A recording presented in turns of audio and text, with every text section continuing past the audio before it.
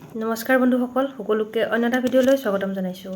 আজিৰ ভিডিঅ'টো লৈ আহিছোঁ বিএছচি নাৰ্ছিঙৰ ফৰ্মৰ ওপৰত। গতিকে 2024 চনৰ যি বিএছচি নাৰ্ছিঙৰ এণ্ট্ৰেন্স এক্সামৰ যি ফৰ্ম ওলাইছে সেই বিষয়ে আজি আপোনালোকৰ ওচৰলৈ নটিফিকেশ্যনখন লৈ আহিছোঁ।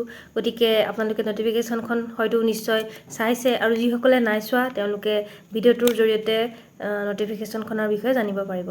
গতিকে আহকচোন।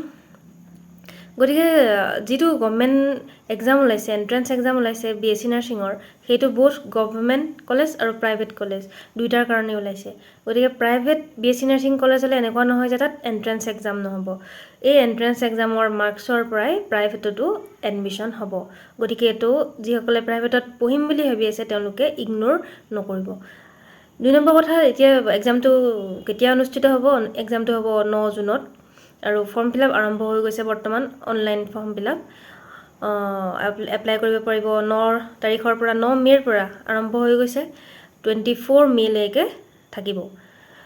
পে'মেণ্টটো অনলাইন কৰিব লাগিব। অনলাইন কেনেকৈ কৰিব? আপোনালোকে Srimanta Sankardev university health science SSUHS ৱেবছাইটত যাব।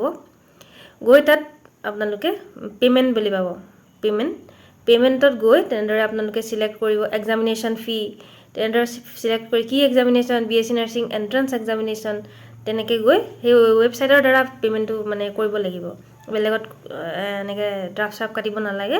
বেংকত গৈ তেনেদৰে ৱেবছাইটত গৈ কম্পিউটাৰ দোকানত গৈ আপোনালোকে ফিল আপ কৰিব।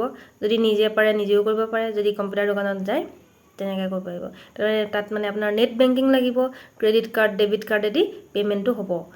যদি ক্ৰেডিট কাৰ্ড নাথাকে, ডেবিট কাৰ্ডৰো আকৌ কিছুমানৰ এলাউ নাথাকে।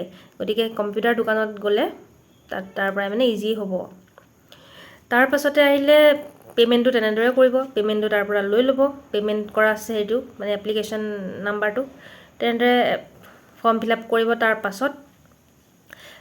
তাৰ পাছতে কথাটো হ'ল ক'ত চেণ্টাৰ আছে। এইবাৰ এটা ভাল কথা দিছে যে এক্সাম চেণ্টাৰটো অকল অসমতেই থকা নাই। বৰ্তমান গোটেই নৰ্থ ইষ্টৰ যিকেইখন ষ্টেট আছে 7 ভনী, সেই গোটেই ষ্টেটকেইখনত এক্সাম চেণ্টাৰ দিছে। যিহেতু ইয়াতে ৰিজনেল কলেজ অফ নাৰ্ছিঙো থাকিব, যিটো ৰিজনেল ইনষ্টিটিউট হ'ব।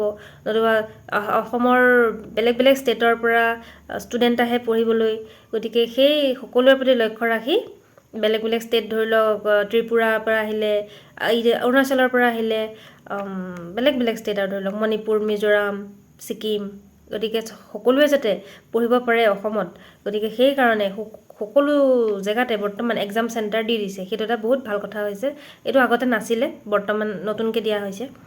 গতিকে ক'ত আছে? গুৱাহাটী, ডিব্ৰুগড়, শিলচৰ, যোৰহাট, বৰপেটা, তেজপুৰ, ডিফু, লখিমপুৰ, কোকৰাঝাৰ, শ্বিলং, আইজল, ইটানগৰ, আগৰতলা, ইম্ফল, ডিমাপুৰ, ছিকিম, গেংটক। গতিকে চাওক, সকলোতে সুবিধা দি দিছে, এক্সাম চেণ্টাৰ দি দিছে। ক'তো যাব নালাগে, নিজৰ নিজৰ জেগাৰ পৰাই, ওচৰৰ চেণ্টাৰৰ পৰা এক্সাম দিব পাৰিব। তাৰপাছতে আহিলে এলিজিবিলিটি ক্ৰাইটেৰিয়া কি? এলিজিবিলিটিৰ ওপৰত ভিডিঅ' দি থোৱা আছিলে, আপোনালোকে সেইখিনি চাব পাৰে। আৰু যদি ভিডিঅ'বিলাক পুৰণা ভিডিঅ' হৈ গৈছে, চাবলৈ বেয়া পাইছে, তেনেহ'লে SSUHSৰ ৱেবছাইটত যাব। তাতে পাই যাব এলিজিবিলিটিটো দিয়া আছে। গতিকে সেইটো চাব। এডমিটখন ওলাব 3 জুনত। এক্সামটো যিহেতু 9 জুনত হ'ব, গতিকে 6 দিনৰ আগত এডমিটটো ওলাব। তাৰপাছতে এপ্লিকেশ্যন নাম্বাৰটো আৰু পাছৱৰ্ডটো ভালদৰে থৈ দিব। সেইটো পিছত এডমিটৰ কাৰণে লাগিব, নহয় জানো? তাৰ পাছতে আছে এটা হেল্পলাইন নাম্বাৰ। হেল্পলাইন নাম্বাৰটো দিয়া আছে। কিবা যদি অসুবিধা হৈছে, প্ৰব্লেম হৈছে, হেল্পলাইন নাম্বাৰটোত কল কৰি ল'ব পাৰে। গতিকে এই হৈছে বিএছচি নাৰ্ছিঙৰ ডিটেইলছ, ফৰ্ম ফিল আপৰ ডিটেইলছখিনি। গতিকে সোনকালে যাওক আৰু ফৰ্ম ফিল আপ কৰক। সেয়ে আছিলে আজিৰ ভিডিঅ'টো। গতিকে ভিডিঅ'টো চাই ভাল পালে যদি আপোনালোকে লাইক এটা কৰি থৈ যাব, চেনেলটো ছাবস্ক্ৰাইব কৰি দিব। ধন্যবাদ।